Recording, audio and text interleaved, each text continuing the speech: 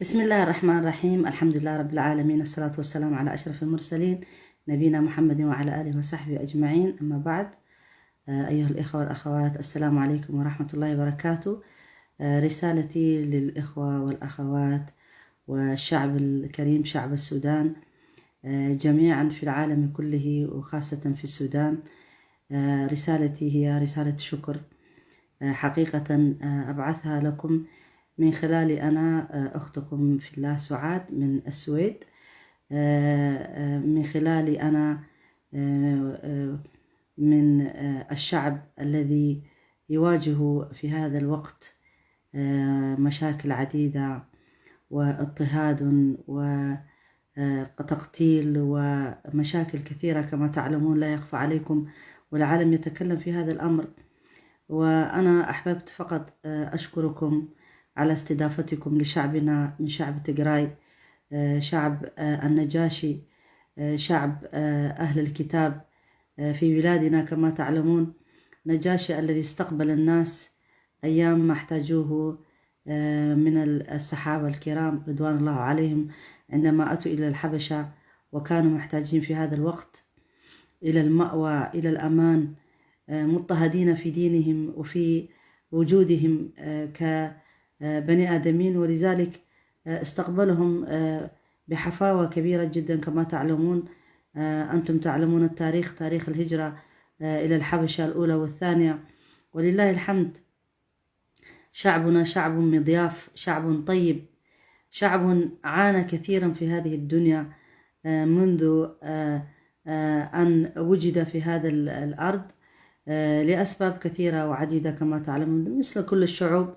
ولكن حاليا الآن كما نرى ونسمع، يعني تكاد قلوبنا تتقطع ونحزن ولا نعلم ماذا يحدث بأهالينا، ونسمع أن هناك أعمال إجرامية تقوم بها الحكومة الإثيوبية. نسأل الله سبحانه وتعالى أن يرفع عنهم وأن يعينهم على مصائبهم.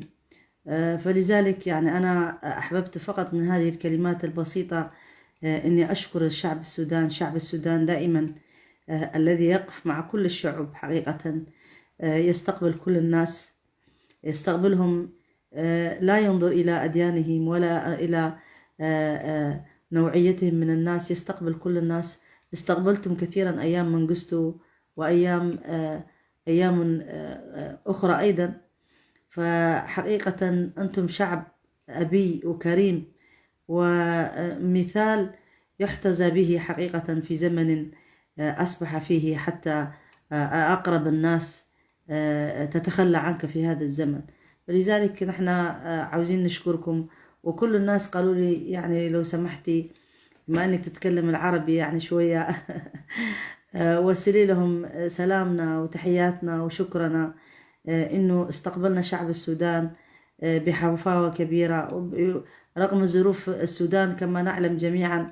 ولكنكم دائما يعني علمتم العالم أنكم في كل ظروف الناس تكونون معهم وتقفون معهم، ولا تتضجرون ولا تسأمون من الاستقبال. وكثير من الناس تغيرت حياتهم بمرورهم من عندكم من السودان، وأنا واحدة منهم. أحكي لكم يعني كيف أنا السودان أذكرها. يعني أنا سافرت إلى السودان مرتين. المرة الأولى لما هاجرنا من السودان إلى السعودية، وكنت كان عمري 10 سنوات. لم أتعرف كثيرا على الناس في هذاك الوقت، لكن جئت إلى السودان سفرة أخرى، ربما كان عمري 14 سنة لظروف عائلية. فأذكر مكان اسمه أركويت، كان بيت خالي، وكنت هناك يعني في فترة قصيرة تعرفت على ناس كثيرين وأخوات كثيرات جدا. فأثناء سفري سبحان الله جاء خالي يدخل بيته فخرج، فلم يعرف يعني فكر أنه دخل بيت تاني، لأنه كل الحي، كل الأخوات الحي كانوا جاءوا ليودعوني مع هدايا من الحنة والبخور وأشياء كثيرة. يعني لي ذكريات حلوة في السودان مع الناس الطيبة. وأتذكر يعني أنه تعاملهم، تحياتهم، ناس مسالمين، يعني تحب السلام. سبحان الله، رغم كل الظروف الصعبة حتى تمرون فيها، لم نرى يوما أن شعب السودان كان قاسيا أو كان يعني متعنفا كما نرى في الشعوب الأخرى، أو يتعامل مع الإنسان بطريقة غير حضارية ولا غير إنسانية ولا غير إسلامية. فأنتم الشعب الأفريقي، الشعب المسلم، الشعب الأبي الذي يستقبل كل الناس. يعني أنا تخونني الكلمات كيف أمدحكم، كيف أشكركم، لكن أقول كما قال نبينا محمد صلى الله عليه وسلم: إذا قلنا للإنسان جزاك الله عنا خيرا، فهذا يعني دعاء يفي ويعني يكون كافي كثير. فلذلك أنا أشكركم مرة أخرى، وأحب أيضا أن أنبه أنه شعب السودان الذي دائما يجذبني إليها أنه المرأة السودانية القوية التي تشارك في كل الميادين، وخاصة النساء الشاعرات عندكم. أنا دائما أقبضهن أنه سبحان الله، يعني من الشباب ومن النساء الكثيرات. وحتى أذكر الشاعرة المشهورة التي شاركت في مع الشعراء في برنامج للشعراء، يعني أبدعت حتى فازت ما شاء الله. فلذلك أحببت أنه أشارك أيضا بشعر أحبه، ما أعرف اسم الشاعرة، لكن أحب أنه الناس تسمعه، لأنه هذا الشعر تتكلم عن البيوت وكيف أن البيوت أنواع. سبحان الله.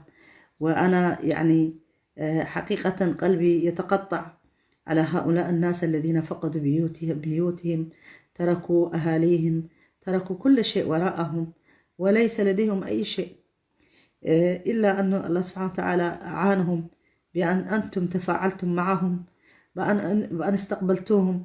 فهذه المرأة، يعني هذه الشاعرة تتكلم عن البيوت الدافئة، البيوت الباردة، وأنواع من البيوت اللي كل إنسان في كل بيت يعني تشرح يعني كل بيت ممكن كيف يكون، ولكن في النهاية الذي حتما كلنا ننتظره هو البيت الذي ينتظرنا، وهو القبر. سبحان الله. فأنا راح أترككم تسمعوا شعرها. يعني إن شاء الله أنا أترجم يوم من الأيام أيضا إلى التجرينيا بإذن الله تعالى.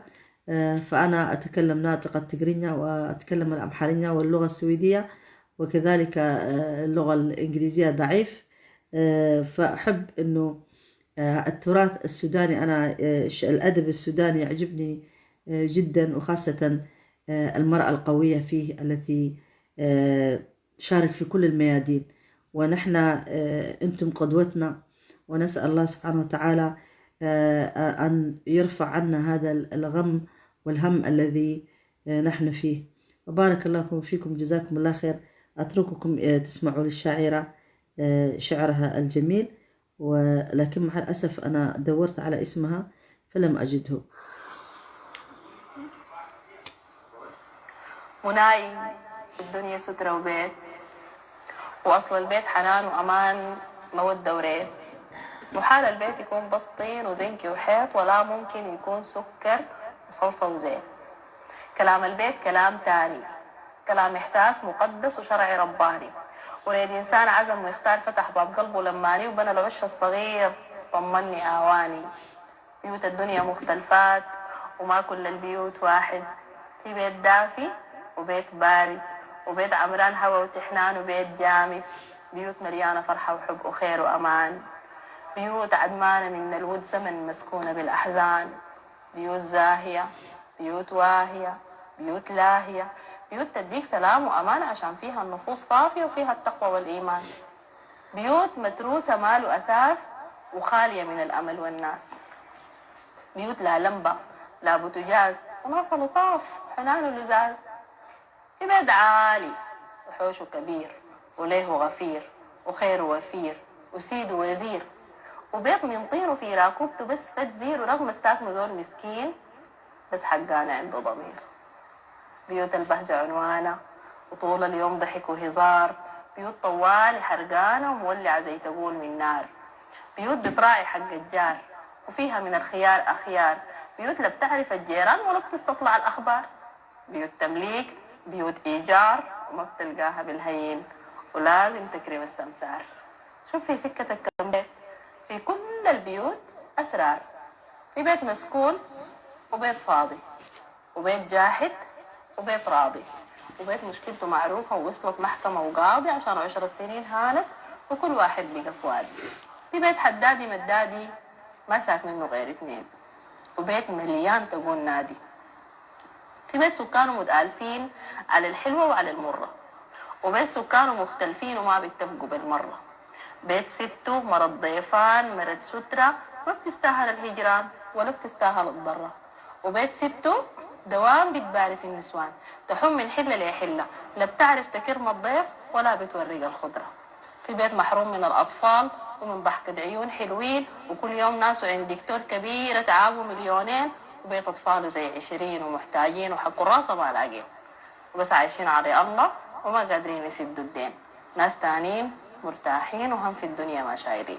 وياما وياما ياما وياما تلقى بيوت صاخبة، بيوت عليها حس لا صوت، وكل ناس البيوت بتموت، كل ناس البيوت بتموت، ويبقى البيت شبر واحد، وبكرة تكون بيوتنا قبور لا هم موية لا هم نور، ويبقى منانا في الجنة، وننسى حكاية السترة وحكاية الريت كأننا لحظة ما كنا ولا فتشنا يوم عن بيت. حليل البيت وهم البيت وسيد البيت وناس البيت، حليل الدنيا بالفيها وكل الفيها لا ماليها ولا مكفيها. حليلك يا سلام. ونحن سبحان الله، كلام جميل جدا فعلا. يعني هذه البيوت وكأنها تشرح لنا أنواع البلاد التي نعيشها، يعني بلاد صاخبة وبلاد هادئة وبلاد يعني يحتوي أهلها على كل ما يحتاجون وزيادة، وبلاد فقيرة وبلاد يعني سبحان الله، يعني وصف جميل جدا للبيوت. لكن لما نرى أيضا أن البلاد يعني كيف أصبحت، يعني كيف أصبح الآن الأخ يقسو على أخيه والجيران تقسو على بعض، ونسأل الله سبحانه وتعالى أن يردنا إليه ردا جميلا. وحقيقة يعني أنتوا تحتاجوا تستاهلوا كل خير وتستاهلوا كلام أكثر من ذلك. لكن أنا حبيت أقدم هذا الشكر بهذه الطريقة لكل شعب السودان الطيب المسالم الكريم المضياف. وأرجو منكم كل من يسمع هذا الفيديو أن تنشروه ويصل لكل سوداني في كل بيت. وحقيقة يعني أشكركم جدا. أنا شعبي الآن منتكب، وشعبي حزين، وشعبي يموت، وشعبي يحتاج إلى معونة ليست مادية فقط، معنوية ومعونة صوت. أرجو من كل السودانيين الطيبين في كل مكان يتكلموا عن إخوانكم في تيغراي، يعني يذبحون ويفعل فيهم أشياء يعني لا تصدق أنها تحصل في هذا الزمان. وكذلك سبحان الله الناس المفروض في هذه المواقف تكون لها موقف إنساني، موقف أبي، يعني يساند رغم كل الاختلافات الموجودة. فأنتم عرفتم بهذا الشيء، أنتم أهل السودان فقط يملك هذه الأخلاق، ليس غيركم لا يملكها في القرن الأفريقي. أنتم الوحيدون تملكون هذه الأخلاق الطيبة والسلام الداخلي في أنفسكم وفي بلادكم. يعني عندما ترحبون بكل الناس حقيقة شعب مفروض نحن نتعلم منه. وطبعا دائما كما يقول الرسول صلى الله عليه وسلم انصر أخاك ظالما أو مظلوما. فالصحابة سألوه ننصر المظلوم بأن نحن نجيب له حقه، لكن كيف ننصر الظالم نقول له اتق الله، لا تعذب الناس، لا تظلم الناس. يعني هذا من حق أي إنسان، من واجب أي إنسان، لأن الرسول صلى الله عليه وسلم قال بلغوا عني ولو آية. ونحن نستطيع أن نوصل الشعب الذي ظلم كثيرا وهو ليس له صوت، الآن يذبحونه ويفعل فيه أشياء كثيرة ولا يستطيع أن يوصل صوته. صحيح أني أقدم هذا الشكر للسودان، لكن كمان أقدم شكري لكل الشعوب التي تكلمت في هذه الأمور. أنا الشعب السودان خصصته لأن المهاجرين موجودين هناك، لكن كذلك شعب مصر، شعب المصري، وخاصة اليوتيوبر المصريين، أحب أشكرهم في هذا المقام أيضا. يعني شكر جزيل. كثير منهم يعني ينشر أخبار كل يوم دون أن يتعبوا في هذا الشهر ونص أو تقريبا شهرين الآن، وهم أسعفونا بأخبار ربما نحن لن نجدها من أماكن أخرى. فبارك الله فيكم، جزاكم الله خير. بدون ما أذكر أسماء، وهناك يوتيوبر آخرين أيضا الذين يقفون مع الحق ومع المظلومين ومع المنكوبين. ففي هذا الزمن أصبح الآن يعني هذا الموقف أصبح يعني الناس تكشف أو ترى من خلال هذا الموقف أي نوع من الإنسان هو. فهذا موقف نسأل عنه يوم القيامة. علينا أن نساعد بما نستطيع، بالكلمة، بمال ولو بشيء بسيط، بأن نوصل أصواتهم وأن نوصل للعالم أنه ماذا ينتظرون حتى يباد هذا الشعب؟ هل تنتظرون حتى يباد هذا الشعب؟ كل الحكومات العربية والإسلامية، الحكومات العالمية، كلهم ماذا يفعلون؟ يعني لو كانت بلاد ليست فقيرة كانوا زمان دخلوا وساعدوهم، لكن هذا الشعب الفقير لم يفعلوا شيئا حتى الآن. ونسأل الله سبحانه وتعالى أن يفرجهم. حسبنا الله ونعم الوكيل، حسبنا الله ونعم الوكيل، ولا حول ولا قوة إلا بالله العلي العظيم. وآخر دعوانا الحمد لله رب العالمين، وصلى الله على نبينا محمد وعلى آله وصحبه أجمعين، والسلام عليكم ورحمة الله وبركاته.